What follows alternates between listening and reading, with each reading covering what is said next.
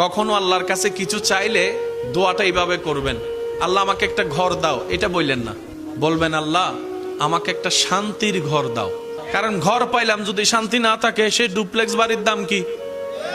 কখনো সন্তান চাইবেন না, বলবেন আল্লাহ আমাকে একটা নেককার সন্তান দাও। কখনো চাকরি ব্যবসা খুঁজবেন না, বলবেন আল্লাহ আমাকে হালাল রুজি অর্জনের একটা রাস্তা করে দাও। কারণ আপনার যদি সন্তান সন্ত্রাস হয়ে বসে, বাপদাদা 14 গোষ্ঠীর ইজ্জত, এই সন্তান হওয়ার চাইতো। আমি কি বুঝাতে পারছি কথা?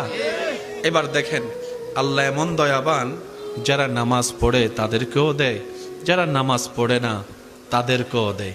কিন্তু দুই দেওয়ার মধ্যে পার্থক্য আছে। যারা আল্লাহ শুকরিয়া করে তাদেরকে আল্লাহ বাড়িয়ে দেয় এবং পরকালের সওয়াবও দেয়। এটা সবাই পায়? এটা সবাই পায়? তো এমন একজন